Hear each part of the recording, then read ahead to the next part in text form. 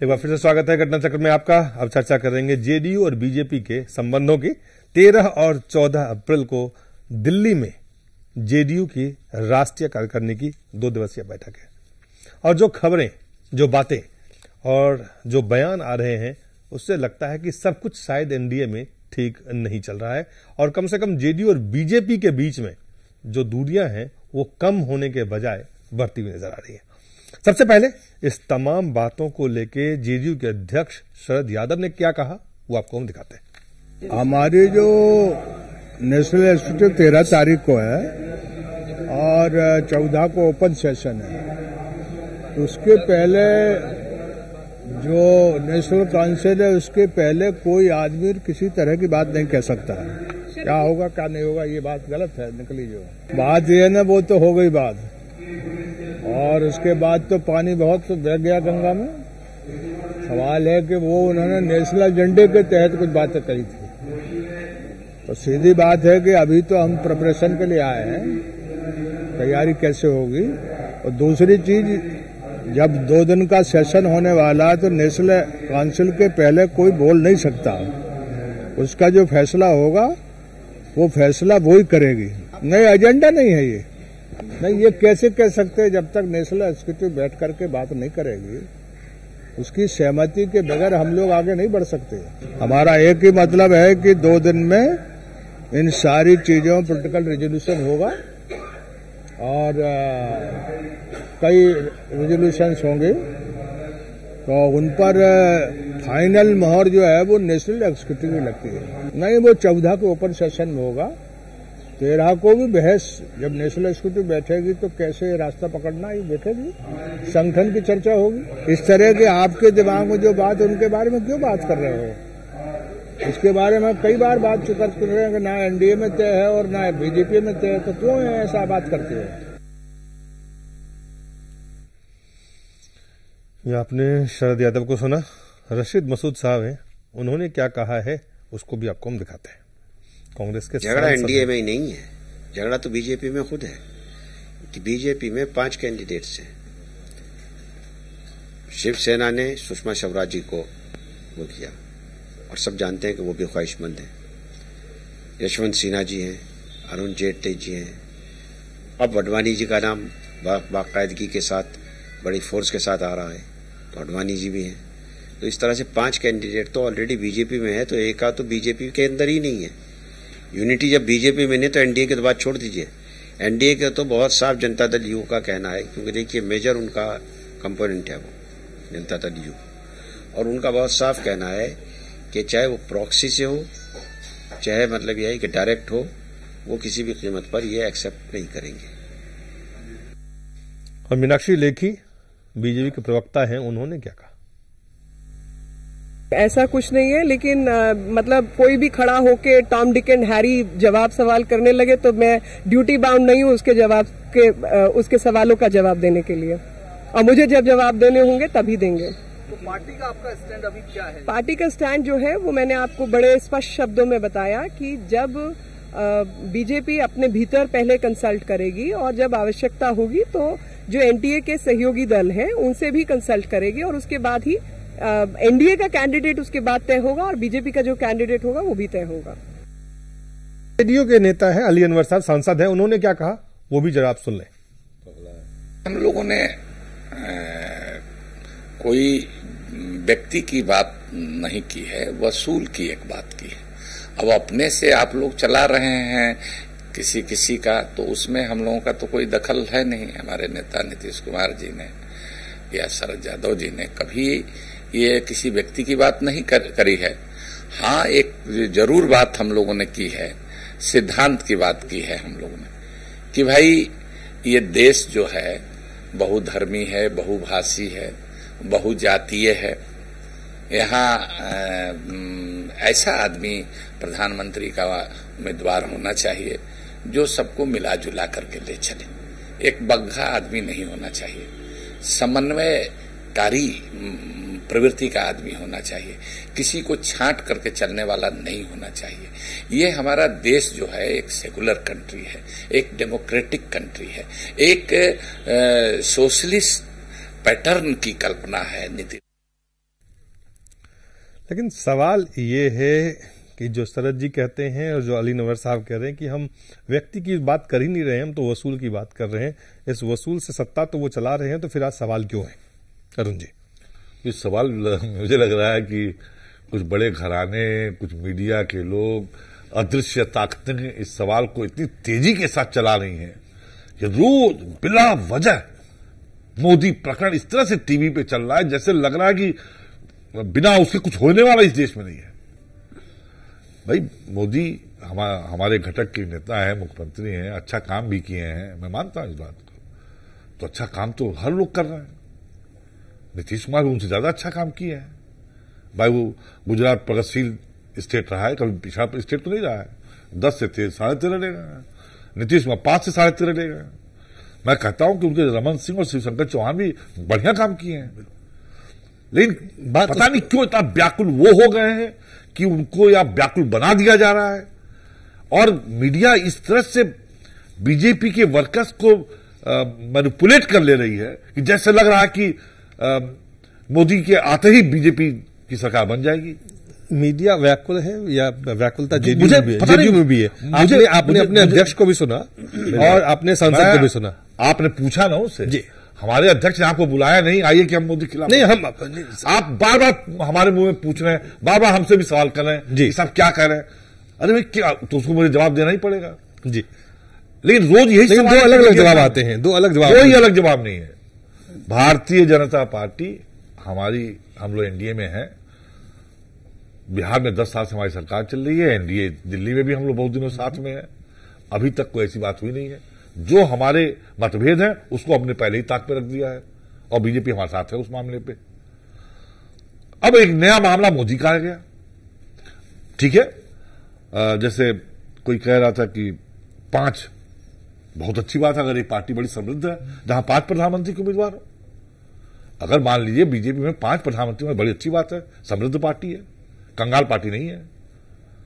लेकिन एक ही बात को, और जिस पर हमने एकदम साफ लाइन, कोई चोरी छुपे नहीं कहा है, साफ तौर पे नीतीश जी ने भी कहा है और शरद जी ने भी पहले, बहुत पहले।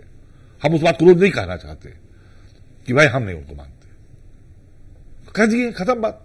अब अगर हमारा कोई रास्ता बदला हो तो हमसे पूछिए आके, हम तो वही हैं। क्यों आप लोग अरे सवाल है पुष्पेंद्र, अरुण जी कह रहे हैं कि आखिर मीडिया के लोग इतना व्याकुल क्यों हैं?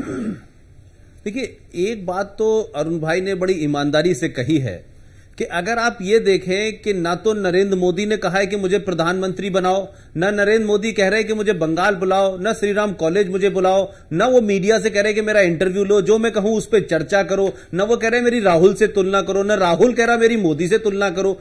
अगर इस देश में एक आदमी भाषण देता है, जगह जगह सेमिनार में जाता है और उसको मीडिया अनइंटरप्टेड दिखाती है, तो उस आदमी का दोष है, मीडिया का दोष है, मीडिया के पीछे जो ताकतें काम कर रही हैं उसका दोष है। उन सबका दोष आप कभी जेडीयू को देते हो, कभी आप बीजेपी को देते हो, कभी कुछ लोगों को सूट करता है कि देखो मोदी को वो आगे बढ़ा रहे। बीजेपी ने कब कहा? बीजेपी के अध्यक्ष ने साफ साफ आगे टेलीविजन पे कह दिया, अपनी पार्टी के लोगों को चेतावनी दे दी कि अब इस बारे में कोई बात नहीं करेगा। आज मैं समझता हूं कि जेडीयू के सामने संकट यह हो गया है कि जेडीयू के नेता कह रहे हैं कि इस बारे में कोई बात नहीं हुई है, हमारी बातें ठीक ठाक चल रही हैं और जब इस पे मसला आएगा तो हम बात रखेंगे। लेकिन बीच बीच में कोई ना कोई, कभी कोई रहमान साहब, कभी कोई अली मोहम्मद साहब सडनली आते हैं और वो देश को ज्ञान देने लगते हैं कि साहब देखिए सेकुलर होना चाहिए, नॉन सेकुलर नहीं होना चाहिए। अब सेकुलर की भी इस देश में अलग अलग परिभाषा है।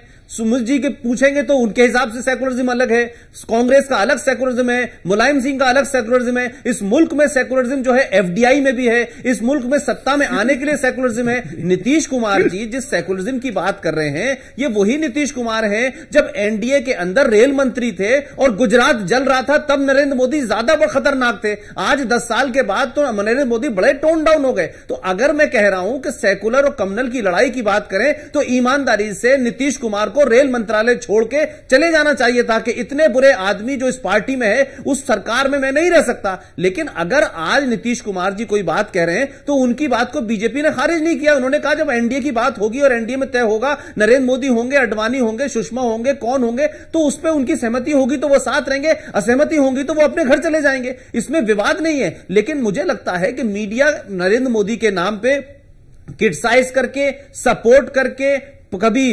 उनकी ग्रोथ रेट की बात करके उसको चलाए रखना चाहता है। असल मुद्दा यह है कि मीडिया के पीछे कौन लोग हैं, मीडिया का क्या इंटरेस्ट है, वो कौन ताकतें हैं जो नरेंद्र मोदी को प्रधानमंत्री बनाने पे नरेंद्र मोदी से ज्यादा तुली हुई हैं। नहीं, लेकिन आप देखिए पुष्पेंद्र, जो महत्वपूर्ण सवाल है और जिसके कारण जेडीयू जो पार्टी है उसकी सरकार बिहार में है। जेडीयू विशेष दर्जा की मांग करने दिल्ली आती, रैली करती है केंद्र के सामने, और अपने सहयोगी जिसके साथ सरकार चला रहे हैं उससे सहयोग भी नहीं लेती है क्योंकि उनको लगता है ये मुद्दा उनका है। फिर राष्ट्रीय अपने 2 दिवसीय बैठक दिल्ली में करती है और उससे पहले उनके जो सांसद हैं वो कहते हैं हम व्यक्ति के बारे में बात नहीं करते, हम तो सिद्धांत के बारे में बात करते हैं, और सिद्धांत हमारा ये है कि प्रधानमंत्री कौन हो, बीजेपी का या एनडीए का, वो सेकुलर आदमी होना चाहिए। अगर जब ये सवाल खड़ा होता है तो बहुत स्वाभाविक है मीडिया इस सवाल को लेके जो भी पार्टी के नेता है उनसे सवाल पूछेंगे। नहीं, लेकिन दिलीप ये सवाल पूछे, लेकिन 2 दिन का समय तो दें। मैं ये नहीं कह रहा हूं कि मीडिया को सवाल नहीं पूछना चाहिए। जो अरुण भाई बात कह रहे हैं नरेंद्र मोदी को लेकर के, वो तो मीडिया चला रहा है। मेरा कहना यह है कि नीतीश कुमार जी के साथ संबंध क्या होंगे बीजेपी के, नरेंद्र मोदी पे वो सहमत होंगे, असहमत होंगे, ये तो बात सरफेस पे निकल के आएगी ना। रोज रोज तो कोई इस बात का जवाब नहीं दे सकता कि जेडीयू नहीं चाहती मोदी को, आज चाहती है, कल इसको चाहती है, कल उसको चाहती है। तो अगर जेडीयू सच में ही भारतीय जनता पार्टी की बिल्कुल 100% सारी पॉलिसी से सहमत होती तो फिर जेडीयू बनाने की क्या जरूरत होती, फिर बीजेपी हो जाते। वो एक अलग सेपरेट पार्टी है, उसकी अपनी एक विचारधारा है। दोनों एक कॉमन मिनिमम प्रोग्राम के तहत काम कर रहे हैं। जिस दिन भी इस कॉमन मिनिमम प्रोग्राम में लगेगा कि इस पे हमारे रास्ते अलग हैं तो ये टूट जाएंगे। सवाल यह है कि यही कॉमन मिनिमम प्रोग्राम तो जो यूपीए ने नहीं बनाया, इसी की वजह से तो एक के बाद एक उनके जहाज से निकल के भाग रहा है। तो जो सत्ता में रहते हुए अपने गठबंधनों को नहीं बचा पा रहे, तो बीजेपी तो अपोजिशन में भी है, उसमें तो फिर भी कुछ भी मिलने वाला नहीं है। उसके बावजूद भी अगर सेकुलर पार्टी जो है नीतीश कुमार की वो 16 साल से है, तो ये तो एनडीए और बीजेपी को क्रेडिट देना चाहिए। आप नहीं, एनडीए और बीजेपी को क्रेडिट देना चाहिए अरुण जी, लेकिन जो बात आप जो लगातार चर्चा में है उसकी चर्चा की तो वजह होती है। और आपने भी कहा कि नीतीश जी ने ये साफ कर दिया और हमारा ये मानना साफ है कि आज नहीं, पहले 2 साल पहले, ठीक है, और बार बार उसको रोज, अब एक वो मुख्यमंत्री है ना गुजरात के, और भी लोग मुख्यमंत्री हैं, क्यों मीडिया उनको जितना दिखा रही है, क्या कर रहे हैं? आपको क्या लगता है क्यों मीडिया कर रही है? अभी तो आप जानेंगे ना, आप बताएं ठीक से, हमारे समझ में नहीं आ रहा है। कुछ तो कारण होगा। आप मीडिया आप इसके पीछे अगर मीडिया के सिर्फ मीडिया है इसके पीछे, कौन सी वो अदृश्य ताकतें हैं जी जो इस फालतू मुद्दे को, देश का प्रधानमंत्री कौन होगा, ये मुद्दा आपके लिए महत्वपूर्ण नहीं है। देखिए कौन होगा, जेडीयू ये बहुत महत्वपूर्ण नहीं है। चुनाव होगा जी, बीजेपी अपनी पार्लियामेंट्री बोर्ड में तय करेगी। अब आप जबरदस्ती उनके मुंह में डलवा रहे हैं कि जल्दी तय कर दीजिए, क्या मतलब है भाई? या उनके वर्कर्स को इतना प्रभावित कर रहे हैं कह करके, जैसे मुझे अनजान लोगों ने मुझे फोन किया और खाने बुलाया, और मैं जानता नहीं, साहब मोदी के खिलाफ क्यों है? गजब हालत। मैं अभी नागालैंड चुनाव में था, वहां सीआरपीएफ का एक कमांडेंट मुझे खाने बुलाया और उसने कहा आप लोग मोदी के खिलाफ क्यों हैं? हमने कहा मोदी के खिलाफ कौन है? कैसा प्रधानमंत्री बनेगा तो बहुत तरक्की हो जाएगी। हमने कहा उससे ज्यादा तरक्की तो नीतीश कुमार ने किया, तो उनको बना दिया जाएगा। एग्जैक्टली भाई ये सही है कि नहीं है कि मोदी ने 10 से 13% पहुंचाया, नीतीश कुमार ने 5 से 14, उस पर तो हम कई उसमें चूंकि अलग से चर्चा करना पड़ेगा, लेकिन बात कह रहा हूं अलग से ये सही है। बिहार जिस दशा में था, हम ये नहीं करेंगे, देखिए हम ये नहीं करेंगे नीतीश कुमार बनाया जाए, मैं नहीं कर रहा हूं, नीतीश जी खुद कह रहे हैं मैं नहीं बनने वाला हूं, ठीक है। मैं खुद भी, लेकिन अगर खाली एक विकास मुद्दा हो तो उनसे बेहतर है नीतीश कुमार, क्यों नहीं वो बनेंगे? अगर यही मुद्दा है, और इस देश में कौन कह सकता है कि सेकुलर प्राइम मिनिस्टर ना हो?